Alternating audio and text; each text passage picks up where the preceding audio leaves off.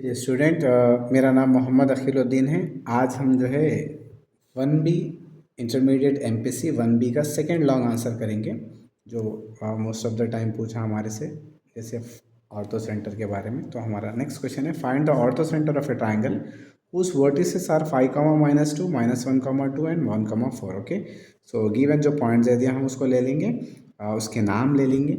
ठीक है, तो let us consider the name. A is equal to 5, -2, B is equal to -1, 2, C is equal to 1, 4। Okay, so पहली बात, ortho centre किसको बोलते हैं उसको देखेंगे स्टूडेंट्स।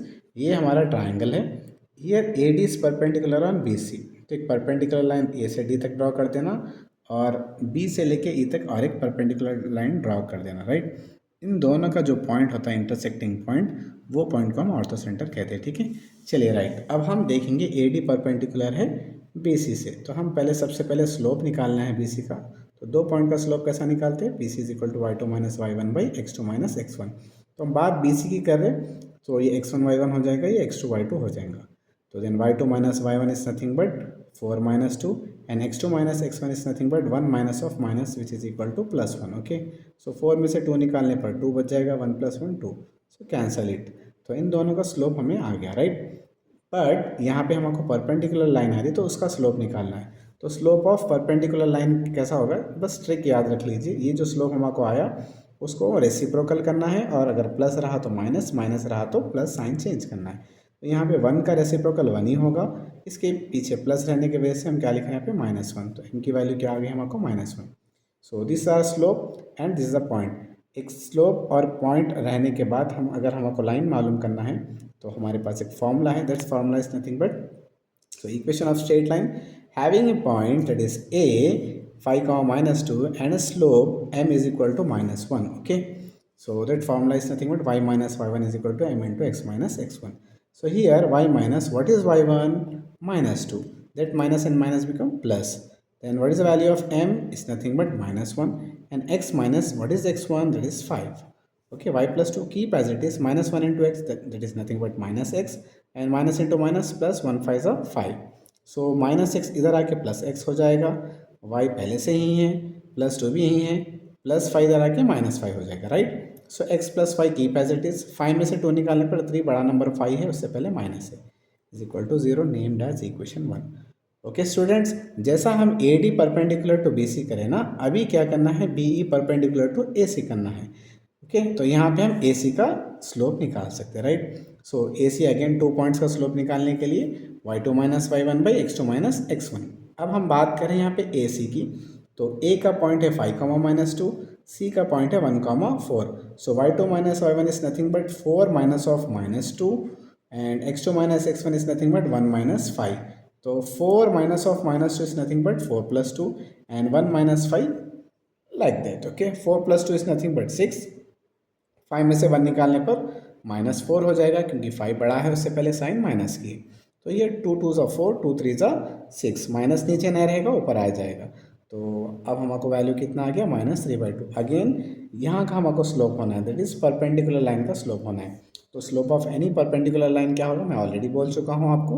इसको रेसिप्रोकल करना होगा, माइनस रहा तो प्लस, प्लस रहा तो माइनस, हम साइन चेंज कर सकते। यहाँ पे माइनस है तो हम प्लस लिखेंगे, 3/2 विल बी 2/3। तो m की वैल्यू 2/3 आ गया।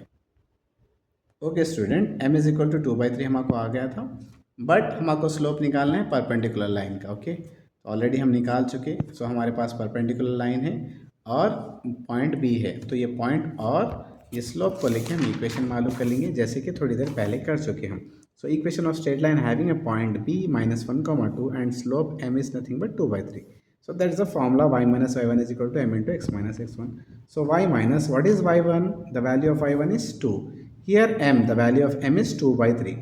So x minus x1 is nothing but -1. That minus minus become +1. Okay. So 3 से multiply करना होगा इसको. So 3 into y 3y plus into minus minus 3 2 is 6.